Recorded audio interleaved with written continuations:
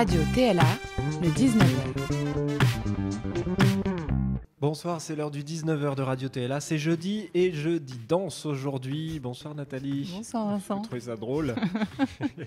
Alors on va s'intéresser aux mots pour le dire aujourd'hui, pour la dire même, avec nos invités qui n'ont pas leur langue dans leur poche quand il s'agit de parler de la danse. Au micro ce soir, Julie Compan, danseuse et audio-descriptrice, c'est un métier, vous allez le découvrir, et Geisha Fontaine, elle est chorégraphe, chercheuse en danse et auteure notamment des 100 mots de la danse. Et on a un énorme livre aussi à vous présenter, à vous parler. Ouais. Bienvenue, c'est le 19h de Radio TLA, c'est l'avant-dernière, on est jeudi, c'est parti. Radio TLA. Alors Nathalie, pour commencer, est-ce que tu n'es pas en train de chercher un petit peu tes mots là pour nous parler de danse ce soir? Bah oui, enfin, quand on a pris le pari de cette émission de radio, on s'est dit comme ça, c'est vrai, ce sera l'occasion de parler de danse à défaut d'en voir. Ouais. Alors, ça paraissait simple comme ça, mais tout de suite, c'est devenu vertigineux. Parler de danse, tu veux dire avec des mots, mais comment ça avec des mots? Avec quels mots d'abord? Est-ce qu'il va falloir la décrire alors qu'on a déjà parlé dans cette émission il y a quelques semaines du caractère insaisissable de la danse? Alors voilà peut-être quand même une bonne piste, décrire la danse. En fait, ça nous renvoie directement au mot chorégraphie. Quand on a commencé à employer ce mot de chorégraphie à l'aube du XVIIIe siècle, c'était sur la couverture d'un ouvrage écrit par Raoul Auger-Feuillet.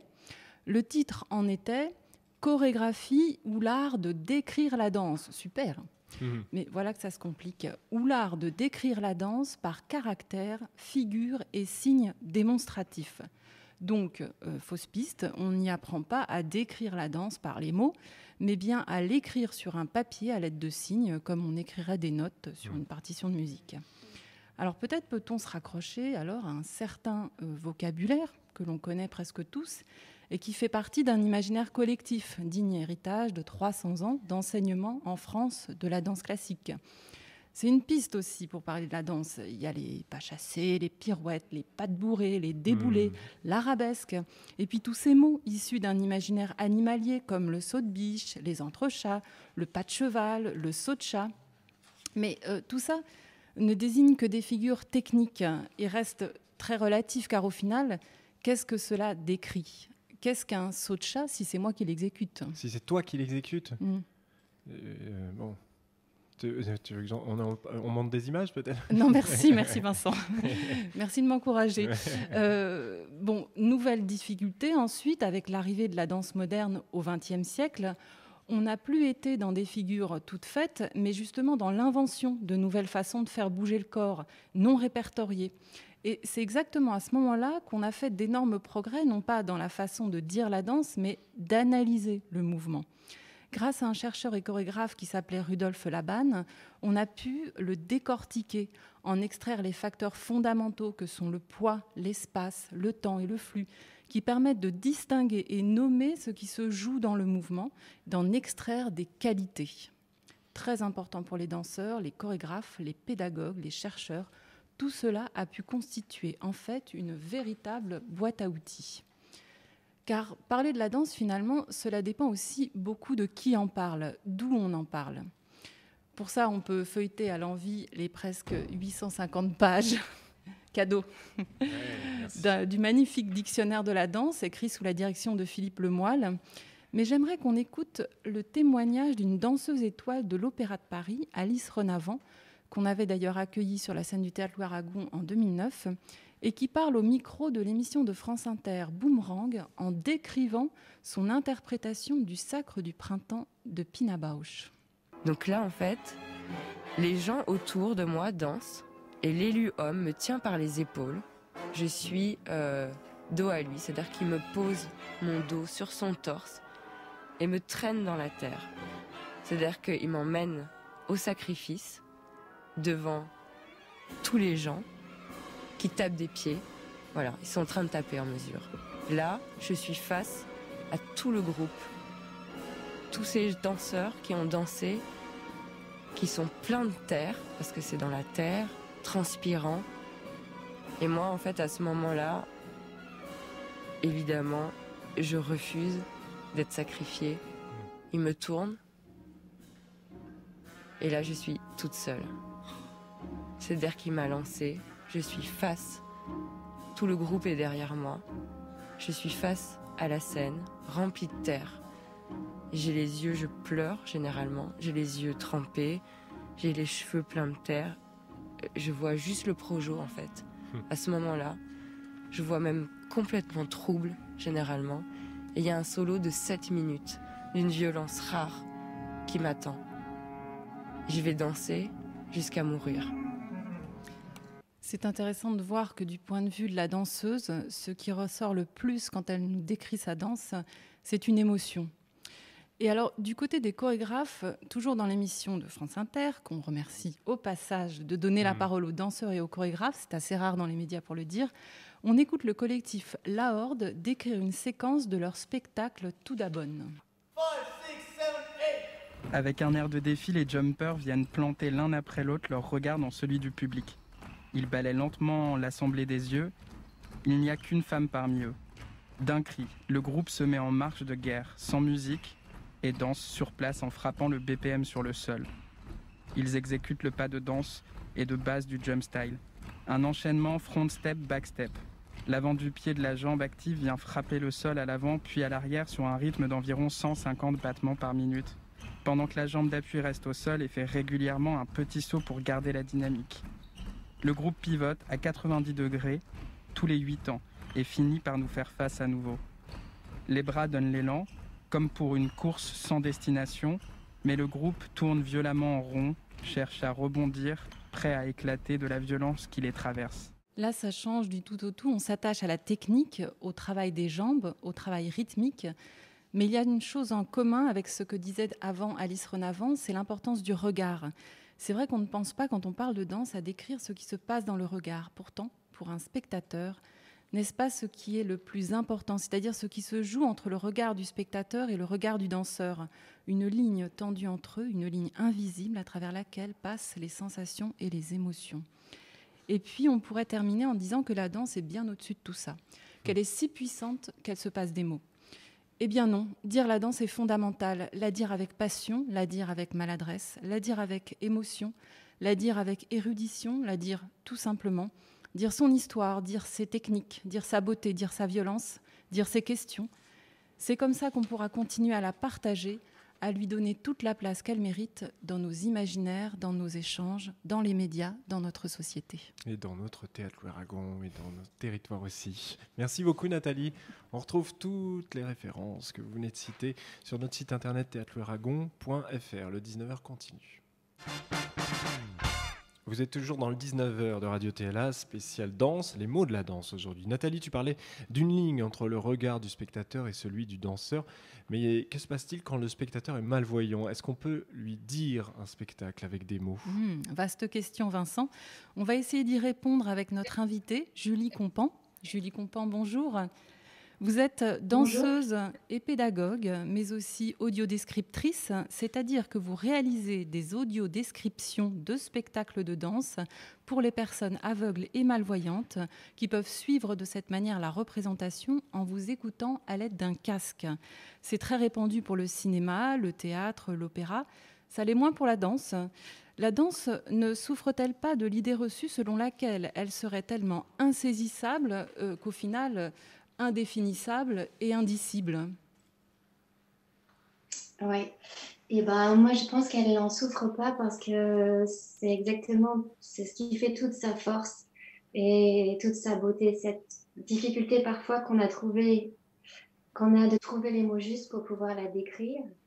Et c'est un petit défi pour la danseuse que je suis de faire cette chose-là pour les personnes aveugles et malvoyantes. Je travaille pour l'association qui s'appelle Accès Culture, qui a son bureau à Chaillot. Et on a commencé ce travail-là il y a 3 ans avec les personnes aveugles et malvoyantes. Et ça marche.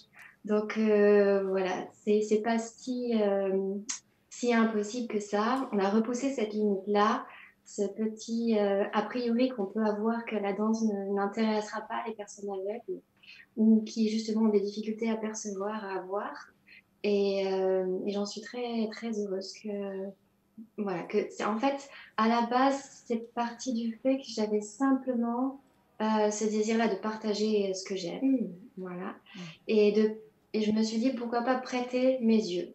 Donc c'est simplement voilà, ce qui se passe pour leur permettre de participer à cette chose bien, bien grande qu'est le spectacle, c'est-à-dire de se réunir ensemble avec son partenaire, ses amis, ses enfants, et d'assister à une représentation. C'était surtout ça la motivation de base.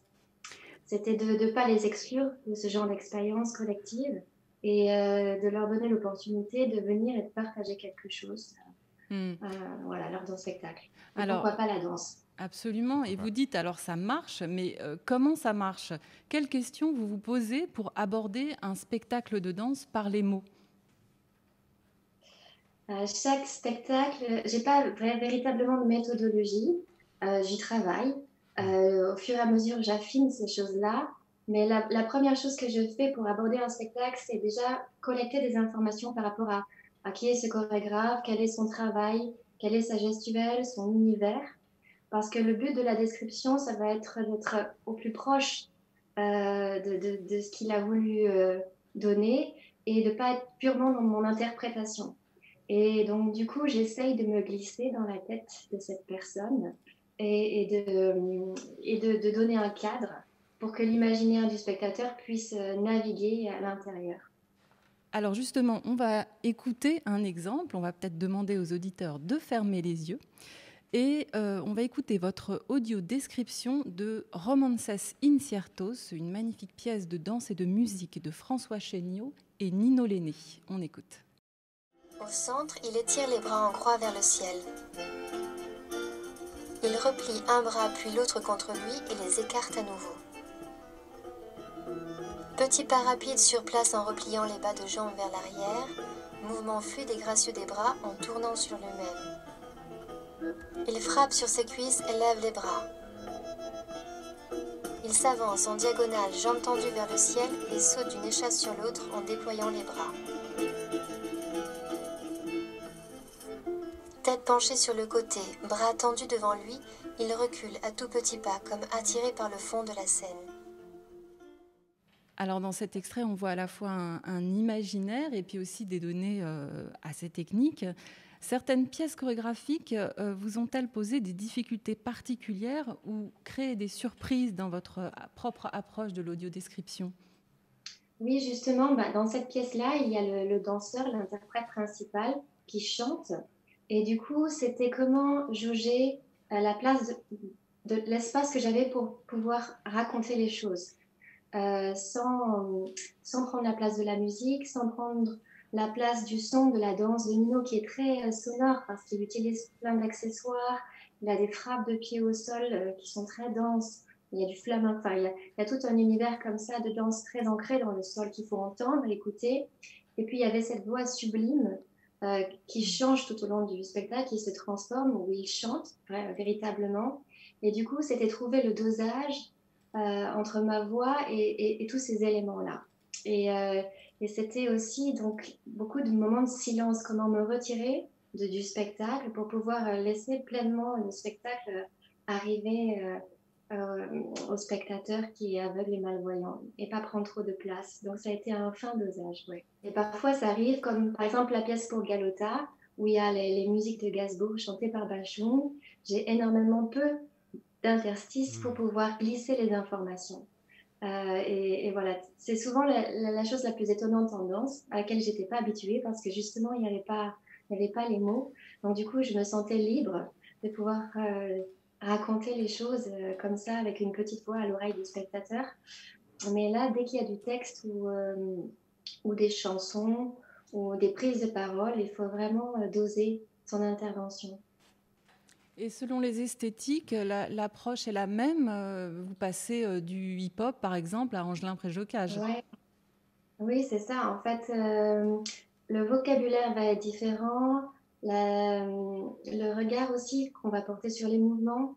Quand on passe du hip-hop qui peut être très dense, avec par exemple, là on avait fait Kaderatou, Alegria, avec 7 danseurs, je crois, en scène, qui sont dans des formes de battle avec une énergie incroyable. Il faut arriver à retranscrire l'essentiel, mais pas rentrer dans la forme parce qu'elle va trop vite.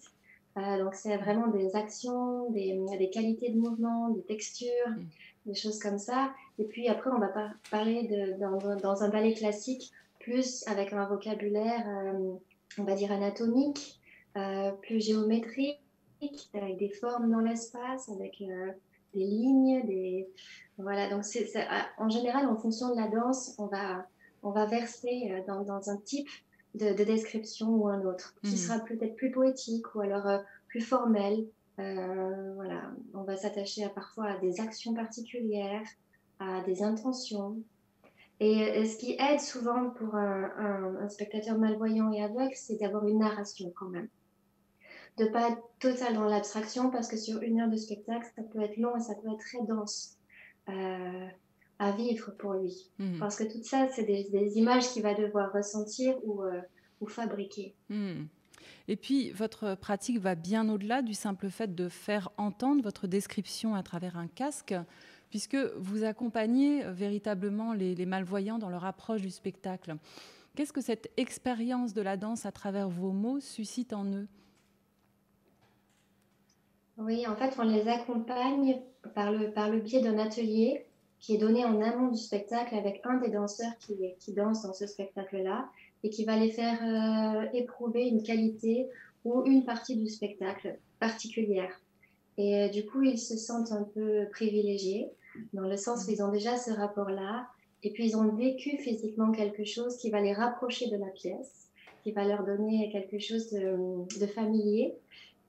Ensuite, on va les faire venir 1 heure avant la représentation pour leur permettre de marcher sur la scène, de prendre la mesure du plateau, de parfois pouvoir toucher les décors, toucher les costumes. Souvent, on arrive au moment où les danseurs finissent de s'échauffer, où le chorégraphe fait quelques corrections. Donc tout ça, c'est un moment où on peut glisser dans le spectacle et vraiment être emporté par cette chose-là, comme quand on irait, par exemple, chez Mouchkine à la cartoucherie, participer au repas qui se donne avec les comédiens avant de rentrer sur scène. Et ça, c'est des choses qui vont permettre aux spectateurs malvoyants d'avoir déjà des clés, des entrées comme ça dans le spectacle direct. Et ensuite, de ce que j'ai comme retour qu'ils m'ont fait, de ce que ça leur apporte, il y a déjà, souvent la danse, ça va quand même chercher la beauté. Et souvent, il y a une dame qui vient régulièrement et qui me dit avec une grande joie qu'elle a vu tellement de choses belles ce soir-là, que c'était magnifique et qu'elle arrive à me décrire toute cette beauté qu'elle a vue. Je trouve ça chouette. Déjà, c'est de se connecter à la beauté. Ça, c'est quelque chose qui me touche. Ensuite, il y a des spectateurs qui sont heureux de pouvoir venir avec leurs petits-enfants ou leurs partenaires et puis de pouvoir vraiment dialoguer après un spectacle de ce qu'ils ont compris. Et souvent, l'audiodescription peut même donner des clés parce que c'est un regard particulier qui va pouvoir nourrir le regard de la personne qui a des yeux, qui a vu le spectacle et qui est passé à côté de cette chose-là. Donc, c'est vraiment intéressant de les voir discuter après un spectacle. Et il y a aussi un spectateur à qui je pense qui était épuisé à la fin d'une représentation, qui avait transpiré, qui avait eu chaud, qui avait vécu de l'intérieur la danse, parce qu'il n'a pas ce rapport frontal qu'on peut avoir en tant que spectateur par rapport au spectacle. Et du coup, il avait dansé parmi les danseurs et à la fin de la représentation, il était épuisé. Et j'ai trouvé ça charmant de voir qu'on pouvait aussi pas être passif et recevoir ces informations, mais vraiment les vivre, les éprouver, parce que c'est avant tout une expérience sensible, je pense. En tout cas, c'est vers ça que je me dirige, dans le sens où, pour moi, c'est pas une œuvre à part entière. L'audiodescription n'est qu'un moyen d'aller vers le spectacle, et c'est pas intellectuel, dans le sens où je l'ai pas préparé, je le décris au fur et à mesure que je le vois. Bien sûr, c'est un travail en amont du spectacle, mais qui est assez vaste et parfois très laborieux.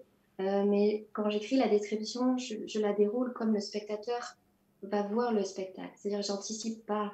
Je déroule ce que je vois au fur et à mesure. Et du coup, voilà, ça reste assez naïf, on va dire, dans l'approche, même si c'est un long travail. Mais c'est le partage du sensible. Alors, on partage ça avec vous également, à notre façon, tous les jours ici au Théâtre Louis Aragon. Merci beaucoup, Julie Compan. Merci d'avoir été avec nous. Merci à vous de m'avoir invitée, c'était un plaisir. Un plaisir partagé, merci Julie Compan. On peut d'ailleurs dire que vos prochaines audios descriptions auront lieu le dimanche 20 décembre à 15h30 et le samedi 9 janvier à 19h au Théâtre National de la Danse à Chaillot pour le Lac des Cygnes d'Angelin-près-Jocage.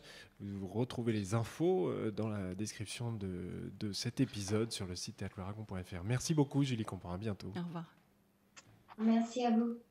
Pour continuer ce 19h, quelques mots glanés dans le film Les 10 ans de territoire de la danse. Vous pouvez le regarder sur notre site internet. On a relevé ces quelques bribes des mots de la danse. Écoutez, regardez. Et ça se discute avec l'équipe. Par exemple, sur Montmartre, ça avait vraiment une discussion collective sur comment envahir le théâtre. Alors j'ai eu la chance de travailler avec Bernard de Montet. C'était un atelier de danse contemporaine. Et pour moi, c'était totalement inconnu. Et au début, j'ai pas du tout aimé cet atelier. Au début, j'avais du mal à comprendre, je ne savais pas quoi faire, je ne savais pas pourquoi on faisait ça. Et c'est petit à petit, en continuant, en me forçant un peu. Du coup, ça nous a permis d'appréhender l'espace différemment, de découvrir notre corps différemment et aussi de découvrir le corps de l'autre et de pouvoir travailler ensemble. J'étais au collège Romain Rolland, mais voilà, de la 6e à la 3e, on a eu des interventions de compagnies de danse qui sont venus travailler avec nous tout au long de l'année. On a vraiment été plongés dans l'univers des chorégraphes et du coup de leur personnalité, de leur manière de transmettre. C'est vraiment intéressant. Moi, je sais qu'à chaque fois que j'y repense, je me dis j'ai eu une chance dingue. C'est ça qui est beau dans l'art, c'est qu'on ne nous a pas regardés comme des collégiens, mais comme des danseurs. Et ça change tout dans le regard. Et il n'y a pas le côté hiérarchisation, effectivement, et surtout, je pense, d'infantilisation du rapport quand on est collégien. On est important quand on est sur scène, et aussi, par le biais de tous ces ateliers, c'est parce que ça nous était demandé avec sérieux et avec exigence que c'est quelque chose qu'on a rendu avec sérieux et avec exigence vis-à-vis de nous-mêmes. On allait voir les tableaux qu'on allait danser plus tard, en fait.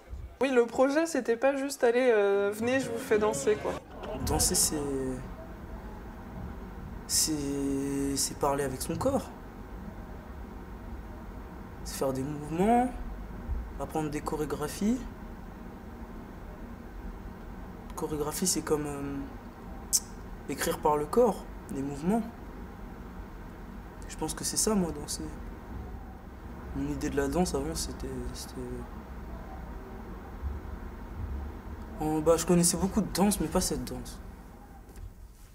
C'est super. Je te jure, c'est magnifique. C'est super. Ça mérite tout le temps d'en avoir ici, là, parce qu'on n'a rien. Ça me fait du bien, tu vois. Moi, franchement, j'ai laissé mon café, j'ai tout laissé, je suis descendue, c'était super bien. Faut que ça recommence, ouais, c'est super bien. Dans le 19h, on accueille maintenant notre deuxième invité. Et elle aura le dernier mot, Nathalie. Oui, Vincent, tu fais sans doute allusion à son dernier ouvrage intitulé Les 100 mots de la danse. Geisha Fontaine, bonjour. Bonsoir plutôt. Tu es danseuse, chorégraphe de la compagnie 1000 Plateaux Associés. Mais tu manies également les mots en tant que docteur en philosophie de l'art et chercheuse en danse. Alors, la danse et les mots font-ils bon ménage ? Autrement dit, ce qui se passe dans le corps peut-il se dire par les mots, Geisha Fontaine ? Oui, vaste question. Ce qui se passe dans le corps, eh bien, ce qui se passe dans le corps, c'est aussi la faculté de dire des mots. On a des organes pour ça. Sans corps, pas de mots. Et évidemment, les relations entre la danse et les mots, c'est compliqué. Mais est-ce que l'on parle des mots que l'on écrit ? Est-ce que l'on parle des mots que l'on dit ? Ce n'est pas du tout la même chose. La danse et les mots, ça me passionne depuis l'enfance. Danser, écrire. Mais pendant très très longtemps, je n'ai pas du tout parlé. Donc, ce devait être assez compliqué, cette histoire-là. Vraiment. Et il y a deux mots qui reviennent constamment quand on parle de danse, le mot mouvement et le mot geste. Souvent, quand on écrit sur la danse ou quand on en parle, l'un remplace l'autre et vice-versa. Est-ce que c'est juste? Que recouvrent véritablement ces mots? Mouvement et geste? Oh non, ce n'est pas équivalent à mes yeux. Les gestes sont l'une des possibilités de mouvement. Une donnée importante de la danse, sur laquelle se sont appuyés de multiples chorégraphes, c'est très intéressant. Pour autant, me semble-t-il, le mouvement est bien l'alpha et l'oméga de la danse, et même quand ce mouvement est infime. J'aime bien l'histoire, alors on pourrait risquer la geste poétique, celle notamment des jongleurs qui, sur les places des villes, sur les champs de foire, etc., je ne me souviens plus très bien, en tout cas ceux qui chantent de gestes au Moyen-Âge. Mais cela, c'est une autre histoire, c'est une très belle autre histoire, une gestique, une gestuelle. Pour autant, j'insiste sur le mouvement. Tu as donc publié récemment un ouvrage sur la danse dans la collection Que sais-je, une collection qui permet au lecteur d'aborder un sujet, une thématique sous l'angle d'un ou d'une spécialiste. Mais que nous dit cette façon d'aborder la danse par le seul prisme de ses mots, de son vocabulaire, plutôt que par une entrée esthétique ou historique? Aborder la danse par le prisme des mots? Oh que oui. Parce que, et ça c'est très très important pour moi, les mots et la danse participent d'un rapport au monde. Les opposer ou les agglutiner, ce n'est pas l'enjeu. Danser, parler, écrire, penser, sentir, ce sont des actes. Ils se recoupent, ils s'épaulent, se titillent, se correspondent et tout est quanti, ils se complètent. Peut-être aussi, je ne sais pas. À vrai dire, je n'ai pas de mots quand je danse, mais je peux ensuite avoir des mots pour évoquer ce qui s'est passé, les traces, et puis, d'autres fois, c'est l'inverse. Ce sont des mots qui lancent une danse. Avec Pierre Cotreau, nous travaillons à une version chorégraphique, scénique, du livre que tu évoques. Ce sera créé en juin 2021. Ce sera 100 mots pour une danse, un drôle de défi. Et pour le coup, le rapport entre mots et danse, oui, nous sommes en plein dedans. Est-ce que la danse relève d'un indicible? Peut-être. Là où c'est passionnant, c'est que ce qui ne peut pas se dire, c'est précisément ce qu'il est excitant de chercher à dire. Oui, oui, ce qui ne peut pas se dire, on va s'arrimer à le dire. Écrire le livre 100 mots de la danse, c'était la possibilité d'associer quelques connaissances, une ouverture, j'ai découvert plein de trucs, et aussi une subjectivité. Cela a été l'occasion de relier passion de la danse à passion des mots. La danse et les mots, les danses et le verbe. Dire la danse en 100 mots, en fait, c'est impossible. Et c'est pas mal de tenter l'impossible, parfois. Et parmi les 100 mots que tu as choisis dans ton ouvrage, quel serait ton mot du jour, aujourd'hui 10 décembre, et pourquoi, Guécha? Sans hésiter, voyage. C'est l'enjeu de mon parcours d'artiste, de chercheuse, de vivante.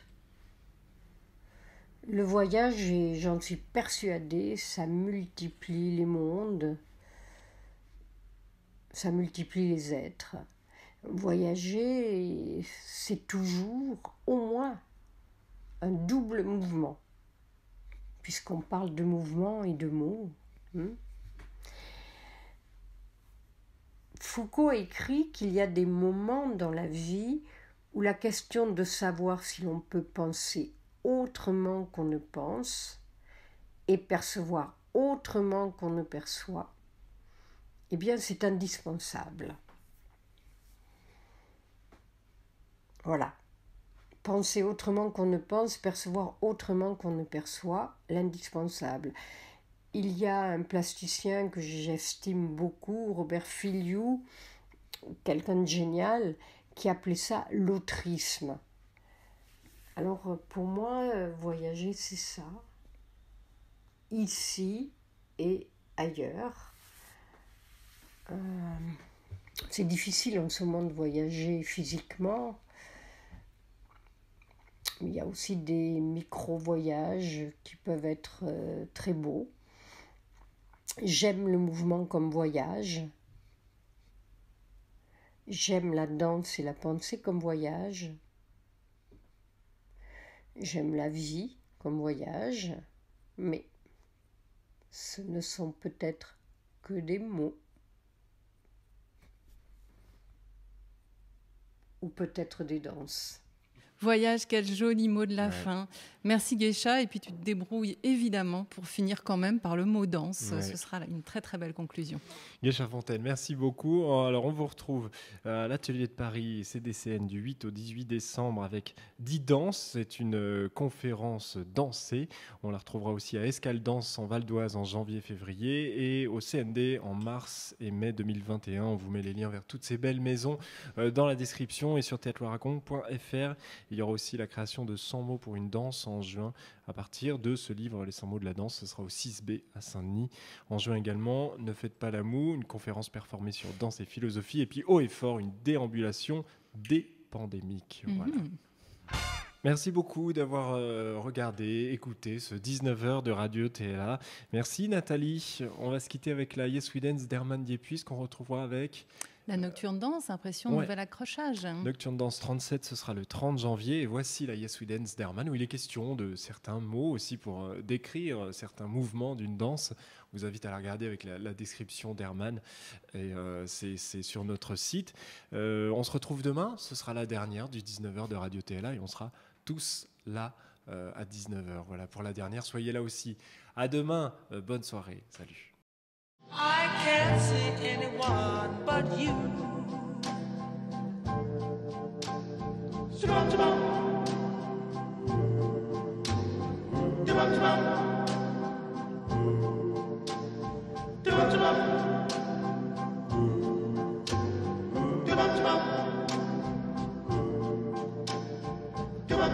Are the stars out tonight? I don't know if it's cloudy or bright.